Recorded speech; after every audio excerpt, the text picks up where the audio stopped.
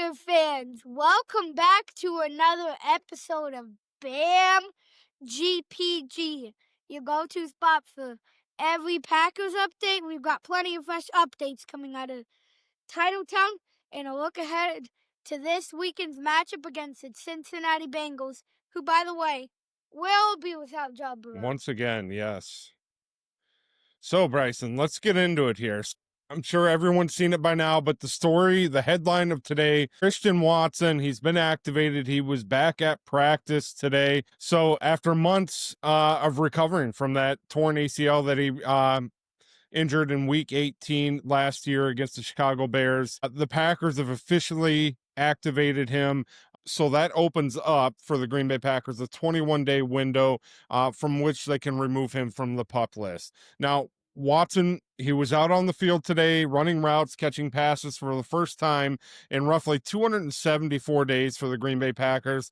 And you could just, watching the clips, watching the videos, you just got to feel across the entire offense for Green Bay that just seeing number 9 back out there brings a lot of juice to that offensive side of the football. Now, what I don't want people to get confused with, this doesn't guarantee he's going to play on Sunday. Likely he's probably not, right? He's going to have a ramp up time before we do see him. But the Packers, they have 3 weeks from the time they activated him, which was today, to get him out on the field on the 53-man roster. So the fact that, Green Bay activated him, he's moving well, he's cutting confidently, that's huge news for the Green Bay Packers, that wide receiver room and that offensive side of the football for the Packers. Yeah, unfortunately, I just don't see it.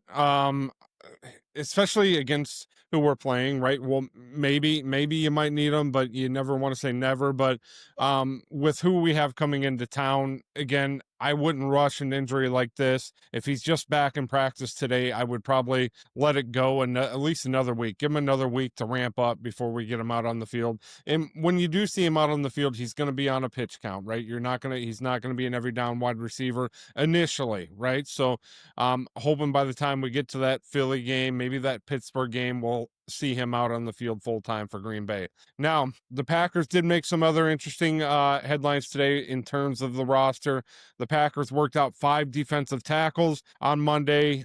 Names were Tommy Akingbasite, I probably slaughtered that one, Anthony Campbell, Keandre Coburn, Fabian Lovett, and Omari Thompson. So this news, it comes after the Devontae Wyatt injury.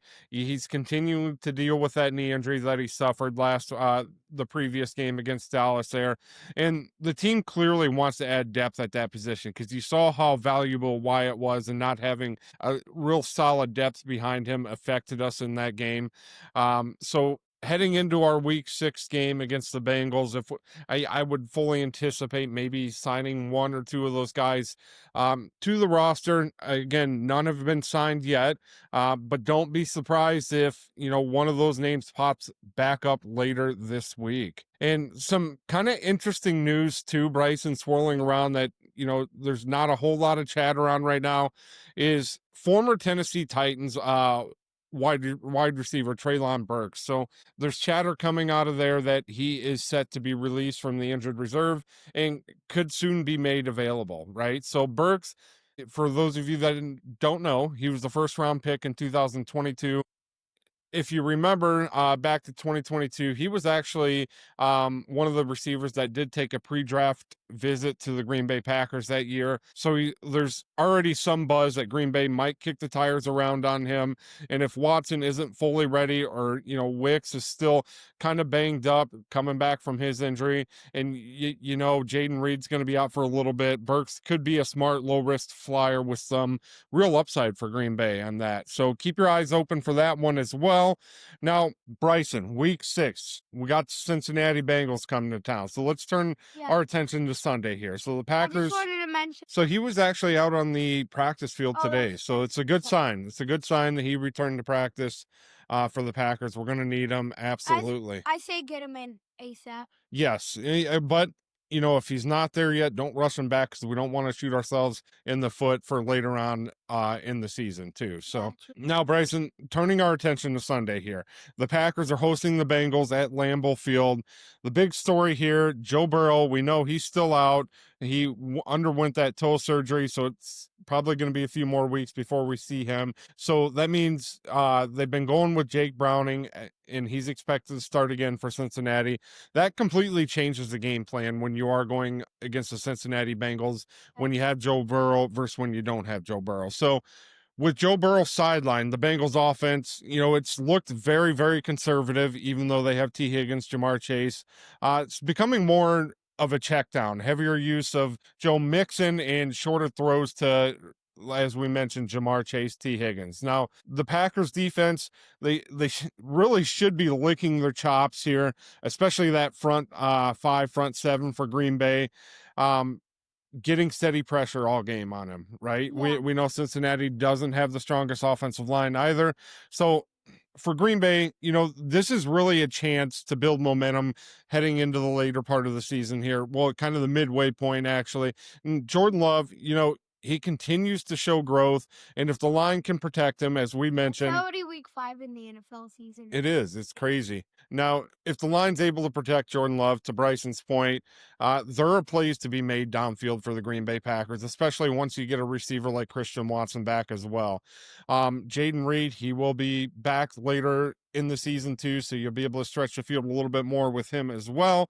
Now, Bryson, the keys to the victory for this, for what we noted here, they're not throwing the ball around like they do with Joe Burrow, right? So for us, the keys to victory, number one, you have to stop the run, force Jake Browning to beat you, right?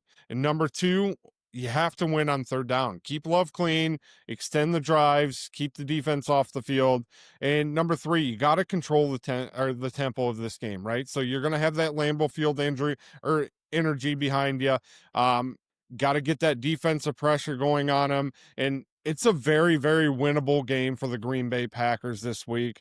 This is a golden opportunity for the Packers to really grab a statement win this season, get all cylinders of, defense, offense, and special teams clicking, and head into mid-October above 500, right? So that's...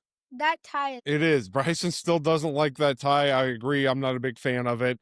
But in the grand scheme of things, Green Bay only has one loss on the year, and that's to the Cleveland Browns. So just to recap here, Bryson, Christian Watson back at practice today. The Packers are auditioning defensive tackles. Treylon, I'm slaughtering his name, Treylon Burks. He might be a name to watch here in the future, and they'll face a Joe Burrow-less Bengals team on Sunday. So, Bryson, we'll be back later this week with some more injury updates, maybe a final score prediction for Sunday, and we'll also kind of take a closer look at what the Packers need to do to keep their playoff momentum building as we get into the season a little bit further. So, if you haven't already, people, hit that subscribe, like our channel. You can follow us on TikTok or YouTube at BAM GPG. And Bryson, once again, it's always... Let's go, Pat, go!